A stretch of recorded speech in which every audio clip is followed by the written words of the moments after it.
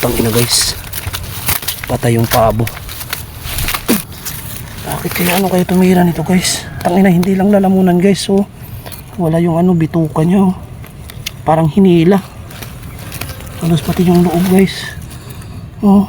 Anak ko, wag kang magalit. Utik na yan guys. Hayop na yan. Wala ring itlog.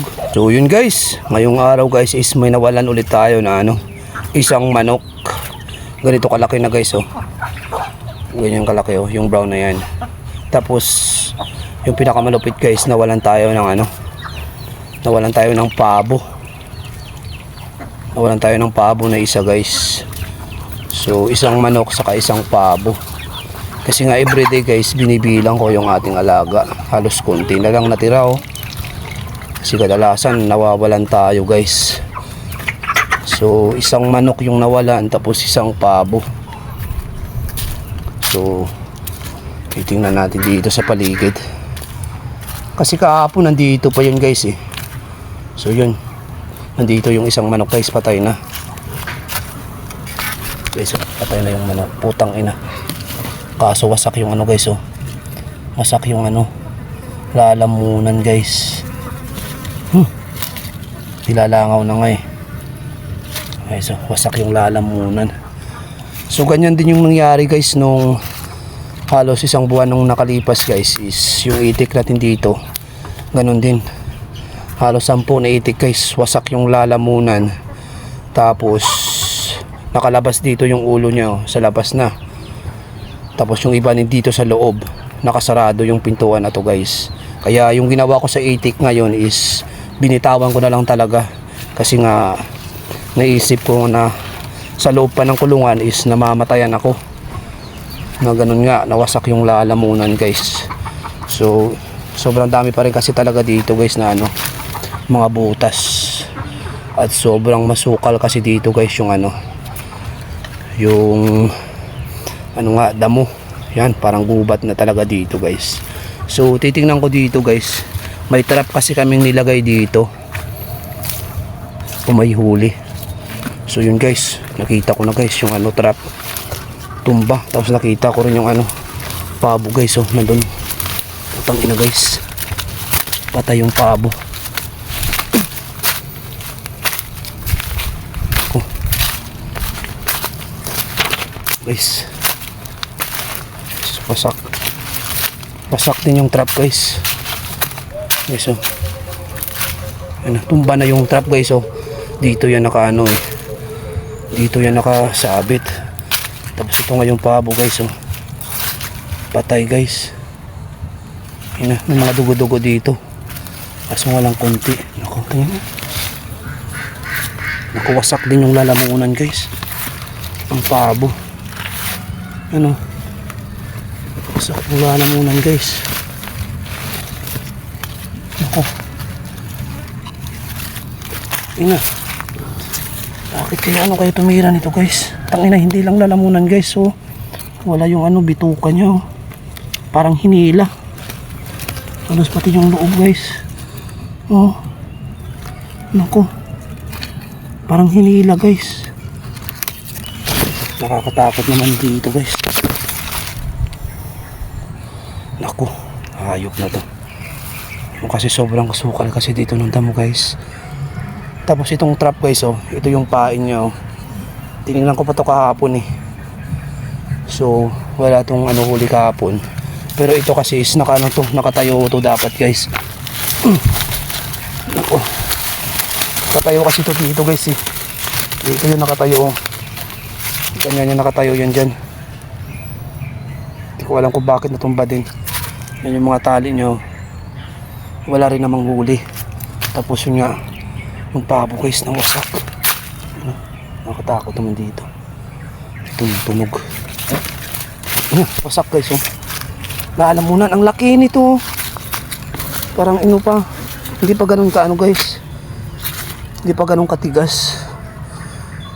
Nako. Hindi pa ganun katigas guys yung ano, yung katawan niya oh. So ibig sabihin mga kaninang umaga siguro to. Pero di ko akalain. Kasi ilang beses na ako dito guys, namatayan ng ano, manok, pato, itik, ganyan. Pero Di ko akalain na. Pati pabo, akala ko nga nawala lang. Laki nito oh. Lalaki kasi ito guys eh.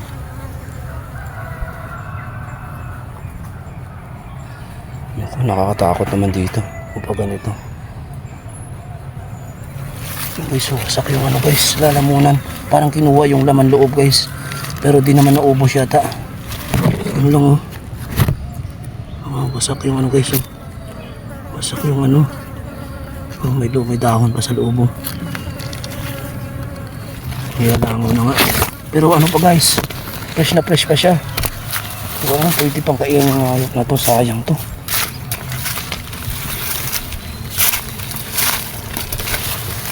Oh. So nandun banda yung nakita natin guys, yung trap natin.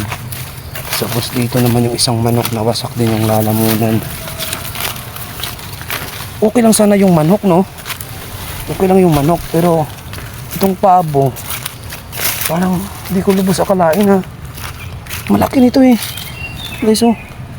Wasak yung lalamunan guys. Tapos wala ng laman loob. Naku oh. Parang hinila talaga. Naku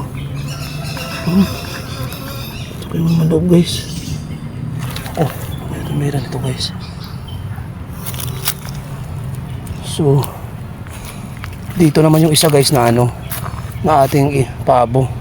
Naglilimlim kasi dito guys. Kaso 2 araw ko nang hindi tinitingnan dito eh. Kasi nga naglilimlim dito. 10 yung itlog niya. Kasi yung 3 nandito.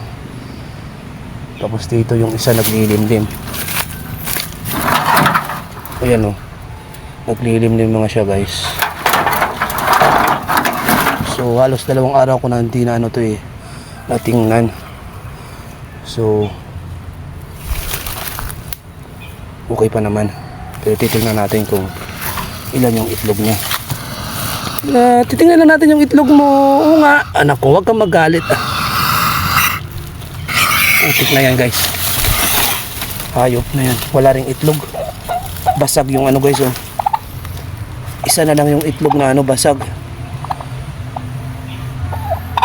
Saan yung itlog mo? Ha? Halos 2 araw ko siya guys di natingnan. Kasi bago lang itong limlim eh. Halos magano pa lang. 4 na araw siya naglilimlim. So halos 2 araw ko siyang di pa natitingnan. Kasi nga isip ko nga baka magtampo. At isa lang yung basag. Isa napunta yung siyam. Naku. Yun yung malupit. Nakatanungan guys no. Saan yung itlog mo? Bakit di ka lumalaban? Lumalaban ka naman ah. Tapos wala naman siyang sugat yata. O, ibig sabihin kung hayop na matinding hayop yung kumain ng itlog, dapat lumaban siya no. Dapat may kinagatan siya. Naku. Nakakapanghinayang talaga guys. Kasi nga yun may gumagalaw doon no. Ano kaya yun? Manok lang pala. Nakakainayangan talaga guys kasi nga binili ko rin yung itlog na yun guys ng ano, mga manok natin. Yan yung mga lagangan natin. Tapos ini-incubate ko. Tapos pinailawan. Tapos pag lumaki nga yan oh, ganyan yung nangyayari. Pinapailawan. Tapos sobrang mahal pa naman ng feeds ngayon. Tingnan nyo guys, wasak. Tapos yun yung manok. Okay lang sana yung manok no. Pero nakakatakot na talaga kapag pati pabo. Pati pabo na guys. Na sobrang laki yung pabo no. Kaya sobrang mahal pa naman ang feeds ngayon. Tapos ganito lang mangyayari guys no. Ito yung itik dati natin dito guys. Yung itik na yan na binibitawan ko na ngayon is nakakulong yan dati dito guys. Tapos may pintuan yan. Tapos nagtaka ako isang beses.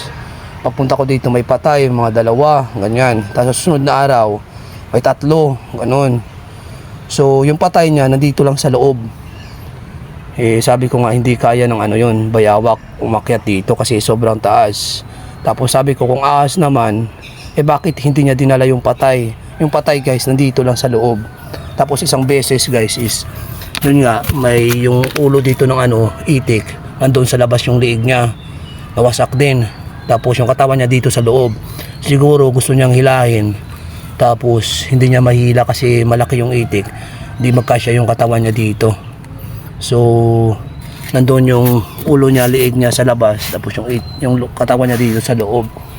So yan, nawalan din ako ng pato, manok, Rhode Island na kulang-kulang 3 kilo. Dami ko ng manok guys na nawalan.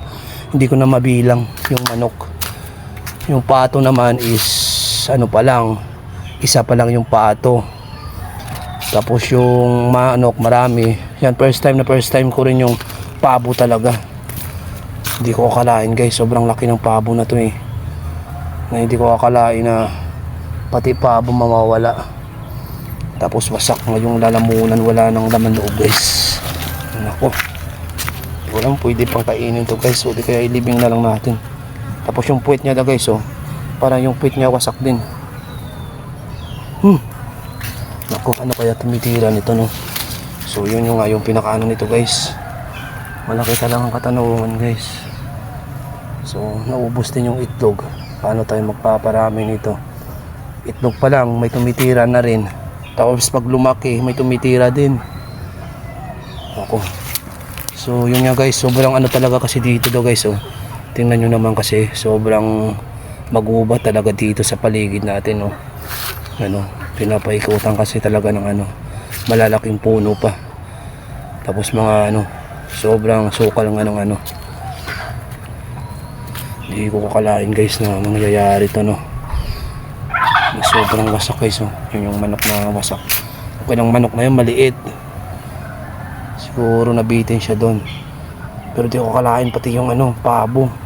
Sobrang laki na. Ano ko. Baka kaninang umaga lang to guys kasi nga sobrang ano pa yung ano niya eh. No, nilalangaw na nga. Sobrang ano pa guys, oh.